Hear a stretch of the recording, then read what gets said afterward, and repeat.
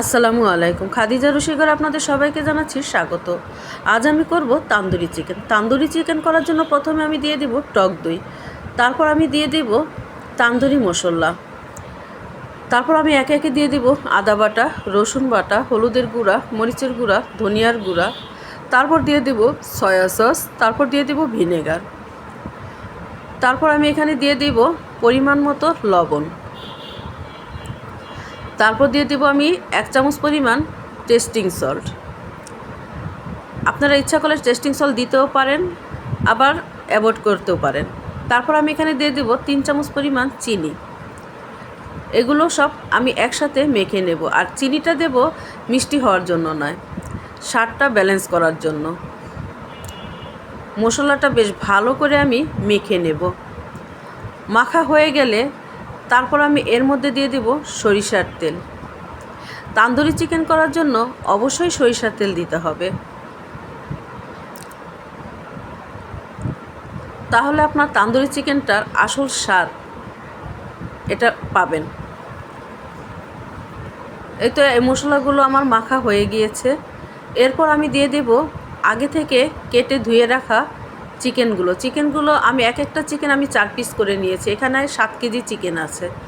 আর প্রতিটা চিকেন আমি খুব ঘন করে কেচে নিয়েছি, যাতে ভিতরে খুব ভালোভাবে মশলাটা ঢোকে। চিকেনগুলো আমি বেশ ভালোভাবে মশলার সাথে মেখে নেব। মাখানো হয়ে গেলে আমি এই চিকেনগুলো 4 থেকে 5 ঘন্টা রেস্টে রেখে দেব।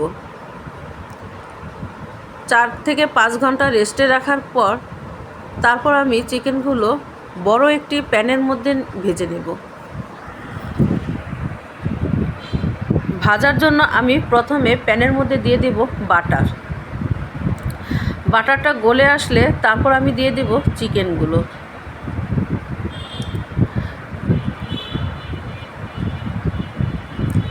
চিকেনগুলো ভাজার সময় এই পর্যায়ে চুলার জালটা মিডিয়াম হিটে থাকবে।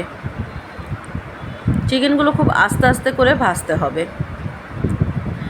আর যেহেতু অনেকগুলো চিকেন, সেজন্য আমি একটি বড় পাত্রের মধ্যে দিয়ে নিয়েছি।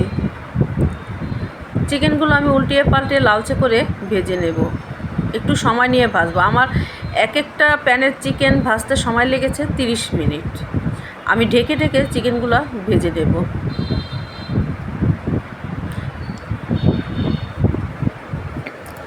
আর চিকেনগুলো যাতে ড্রাই না হয়ে যায়, সেজন্য আমি নিচ থেকে ব্রাশ দিয়ে উপরে তেলগুলো দিয়ে দেব।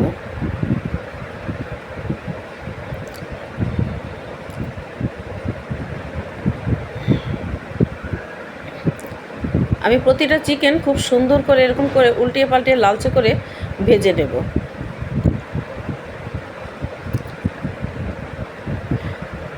খুব জোরে ভাজবেন না, তাহলে চিকেনগুলো দেখা যাবে পুড়ে যাবে আর ভিতরে কাঁচা রয়ে যাবে। এইভাবে যদি তেলটা উপর থেকে দিয়ে দেন, তাহলে ভিতরে জুসি ভাবটা থেকে যাবে। পরের টিপও আমি এইভাবেই চিকেনগুলো ভেজে নেব। তারপর চিকেন ভাজার পর যে মশলাগুলো থাকবে, চিকেন ভেজে যাওয়ার ওই তেলের মধ্যে আমি সেই মশলাগুলো ভালো করে কষিয়ে নেব। এইভাবে তান্দুরি চিকেন করলে তান্দুরি চিকেনটা খেতে অসাধারণ লাগবে, একদম রেস্টুরেন্টের স্বাদ মনে হবে। এরপর আমি চিকেনগুলো দিয়ে দেব, দিয়ে ভালো করে আমি মিশিয়ে নেব। এই পর্যায়ে চুলার আঁচটা বাড়ানো থাকবে। এখন আমি কয়লা দিয়ে স্মোকিং দিয়ে দেব। এই তো সবাইকে খেতে দিয়ে দিলাম। আর এই চিকেনের প্রশংসা সবাই করেছে। কেমন লাগলো আমার এই ভিডিওটা? যদি ভালো লেগে থাকে লাইক কমেন্ট শেয়ার করে দিবেন। ধন্যবাদ সবাইকে। আল্লাহ হাফেজ।